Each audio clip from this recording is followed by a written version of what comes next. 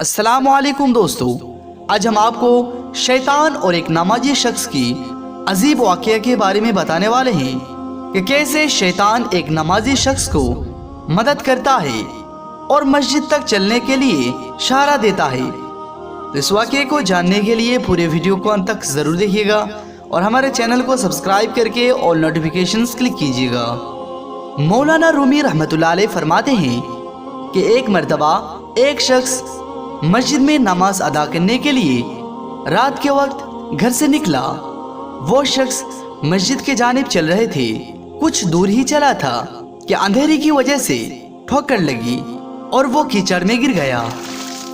कीचड़ से उठकर घर वापस चला आया और लिबास तब्दील करके दोबारा मस्जिद के जानिब चलने लगा। कुछ दूर ही चला था कि एक बार फिर ठोकर लगी और दोबारा से कीचड़ में गिर गया और कीचड़ से उठकर वो दोबारा घर में चला गया और लिबास तब्दील करने के बाद फिर से मस्जिद के लिए रवाना हो गए। जैसे ही वो मस्जिद के लिए घर से बाहर निकला तो उसे दरवाजे के पास एक शख्स मिला जिसके हाथ में एक चिराग था।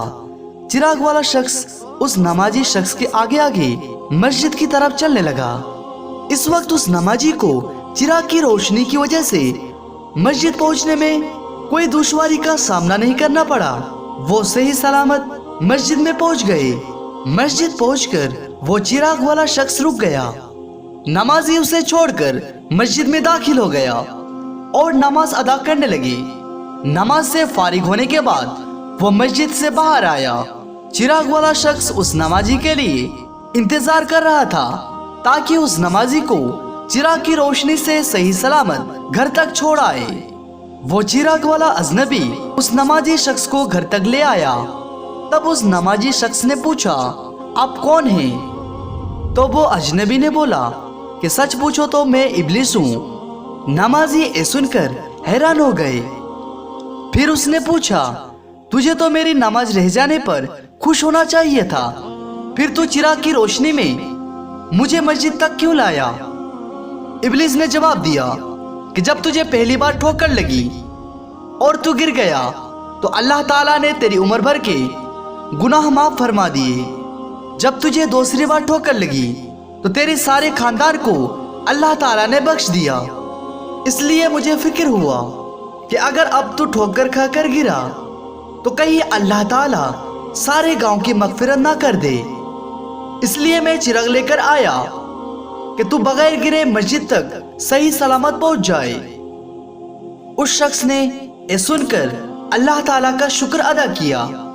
दोस्तों, हर वक्त अल्लाह ताला का जिक्र करना चाहिए और अल्लाह ताला का इबादत करना चाहिए। अल्लाह ताला रहमान और रहीम है। अगर तुम अल्लाह ताला की तरफ एक कदम बढ़ो तो अल्लाह ताला 10 कदम बढ़ेगा और अगर तुम अल्लाह ताला की तरफ चलोगे तो अल्लाह ताला तुम्हारी तरफ दौड़ाएगा। अल्लाह ताला से दुआ है, या अल्लाह तू हमें उन लोगों में शामिल कर ले जिन लोगों को तू अपने महबूब के सदके बाहिसाब मगफिरत फरमाएगा। आमीन सुम्मा आमीन।